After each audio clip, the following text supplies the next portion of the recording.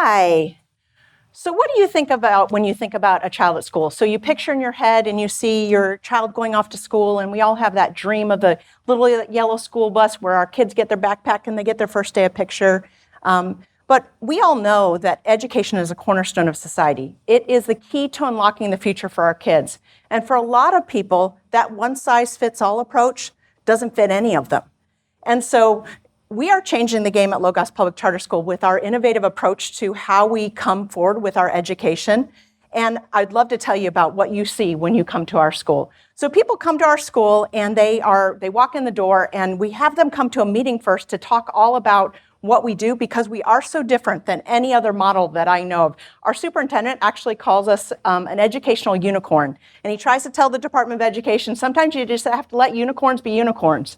And so after the pandemic, we all know that students struggled. They struggled a lot. And so those one-size-fits-all approaches didn't fit kids before the pandemic.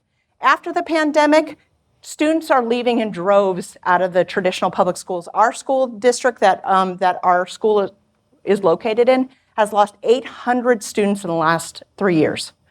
And we have a wait list of several hundred kids to get into our school.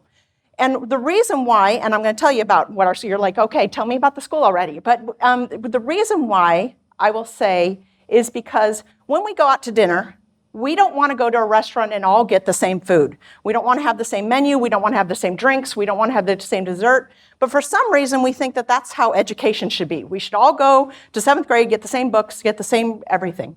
That's not what we do at our school. So at our school, you walk in the door and say you're a 7th grader. And we have so many vehicles to get you the education you're looking for. And so we'll work with a teacher and a parent, and we'll sit down and ask what they're looking for in an education. So we have this 7th grader. They come to our school, and they're like, okay, so I want to do, of course, all the subjects. Let's start with English. What are you looking for in a curriculum? And they'll say, well, I'm looking for a book curriculum for English. And I'm like, great, we have a curriculum catalog. And of course, there's so many different curriculums out there, but there's about 5 of them that we really suggest. So let's talk about the strengths and weaknesses of these curriculums and how they work best for your child, and come up with a curriculum that's right for you in English. And you're like, great, I love this. I've got the great curriculum in English. All right, let's talk about math. Well, I don't want to do a book curriculum for math because I really need someone talking to me about math and telling me what's going on. So I need someone talking to me. But I don't want to come into your school for a class in math. I want to do a online curriculum. Great. We have several options of online curriculums for you. We have a video-based curriculum. We have a literacy-based curriculum. And so you could choose a book curriculum for English, a video-based curriculum for math, and then you're like, you know what? I don't want to do any science at my house, dissecting frogs, all those things. I want someone else having to do that for me. Great. So we have campus classes at our schools, and it's almost like a college campus where we put out a catalog and we're like, science is at this time, math is at this time, Spanish at this time, guitar, theater, all those options that you can choose from. And some families are like, great, I want to come to your school and take science class there. Awesome. Well, then we also have community partners. So say you're like, PE, who wants to do dodgeball for PE? You know what I want to do? I want to get a black belt in karate. Great. So we have community partners that offer karate, and we can help pay for your child to take karate classes out in the community, and you can get that for your PE. So we've got a book, online, we've got campus classes, we have community partners. And so with that too, you can then say, okay, you're a little ahead in English, you're a little behind in math. We can get the curriculum that meets you right where you're at.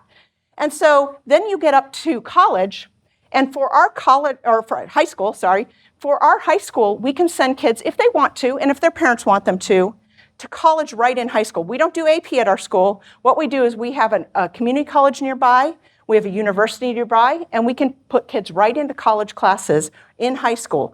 So we have kids that graduate, we have about 12 kids a year that graduate with their associate's degree from college at the same time that they're graduating with their high school diploma. And so that is really great. In the past, we've only been around for 13 years, and I forgot to introduce myself. My name is Cheryl Zimmer.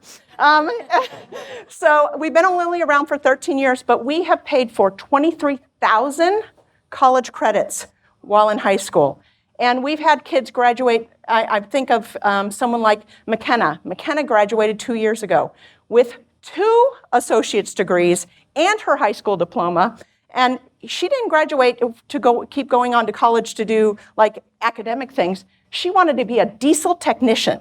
And McKenna now is one of the first female diesel technicians in the nation working on locomotives in Montana. Really, really great. Or someone like Andrew. Andrew graduated 2 years ago, again with an associate's degree. And you got to imagine these kids are coming from economically disadvantaged situations where they're not having to pay for a couple of years of college. So now Andrew's going to get to go on. He's just graduated this year from his bachelor's degree, and he's going on to medical school. But you're saying, okay, not everybody's college bound, and I get that. But our college, our universities, our community college has worked on getting lots of different certificates. So this year I think of someone like Cole.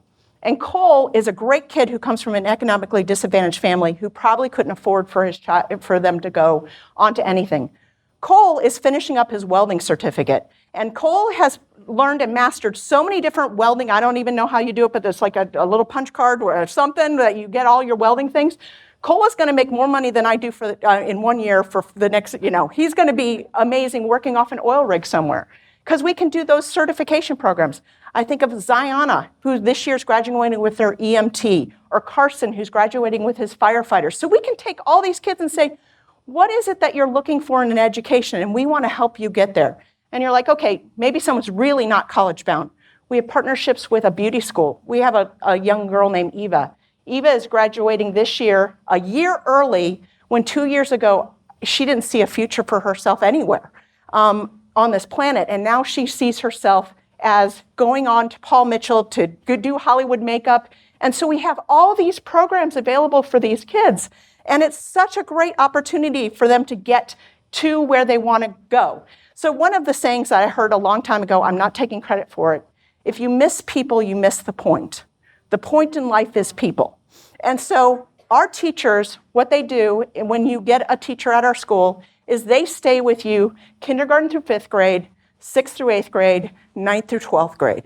And so the K-5 teachers, they will stay with them and they meet them one-on-one every week, face-to-face, in person, and they get to know those kids and they get to know what they need and what their strengths and what their weaknesses are. I like to say we have a 93% graduation rate. And I like to say the reason why is because not only do they know that child, because they stay with them K-5, 6, 8, then another group 6, 8, then another group 9, 12, and they met with them face-to-face every week. They not only know them, they know their dog, their cat, their mom, their dad, their aunt, their uncle, and they know where they work, and if they fall off the face of the earth, they know where to go find them and get them back into school. And so if you miss those people, you miss the point. And the magic of our school is the teachers. The magic of our school is knowing these kids. And the magic of our school is the personalization that we get to do. So no one wants to go, once again, to a restaurant and get the same menu every time. Why are we choosing to do that with education? So I believe that the last 100 years, education hasn't changed very much. Education has looked the same across the nation. I believe in the next 100 years, we're going to see a lot more schools like Logos Public Charter School in Medford, Oregon, and I'm really proud of it.